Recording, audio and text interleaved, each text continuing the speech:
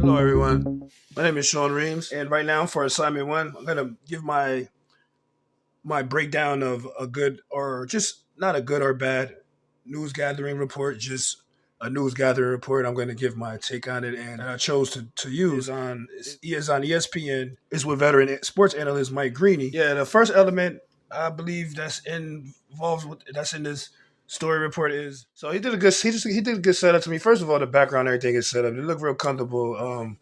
He as soon as it began, he said he's there with NBA insider Adrian Wojnarowski. He's there with Adrian Wojnarowski. He's that's a big time NBA insider.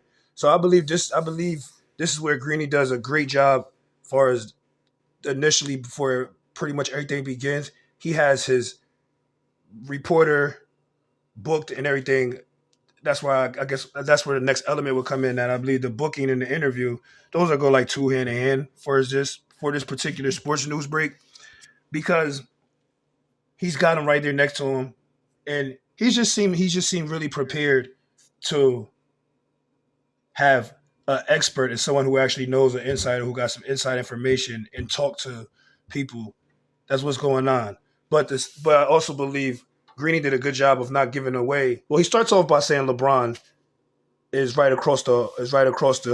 beginning to set is beginning to play against the Golden State Warriors for Game 3 of the Western Conference semi-round finals. He starts off by that. I believe that was also a good setup and part of his stand-up because it kind of get the viewers a good insight of like, okay, they're obviously in LA because LeBron plays for the Lakers. And then he gets into saying, but we have bigger news and or some news that might actually more that might overshadow that and his son committing to a school. And I believe that was a really good setup. And he also referenced the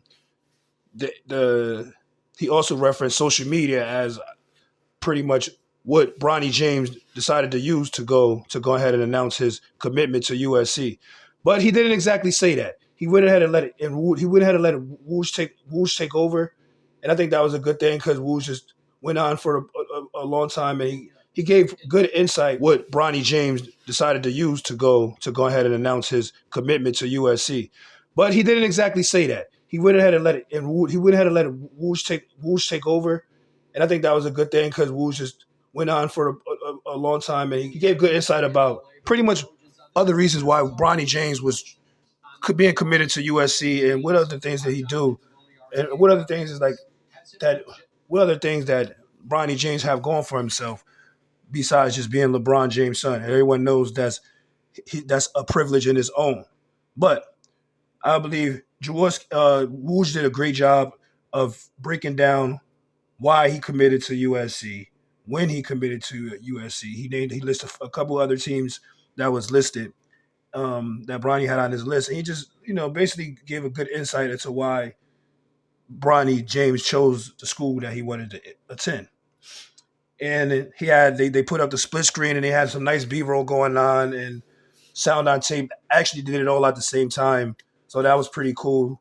So the content and the editing, it was just awesome in this as usual. Though it's ESPN, but I like how they had the B roll playing. You can still hear a little of the B roll playing as Woods is talking, and they got it all on the screen at the same time. So I believe this is kind of a new thing, and also is just moving with the times. So I believe Green did a great job of standing up and not giving away too much in his opening, then passing on to Jaworski, and then at the end, I believe Greeny did a good job of did a good job of dropping a little bit more nugget of information.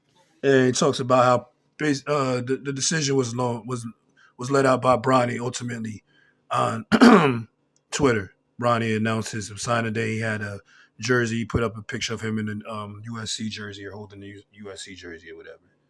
So those are a few elements. It's pretty more, but those are just enough to just let's remind you of why ESPN just is still the worldwide leader in sports.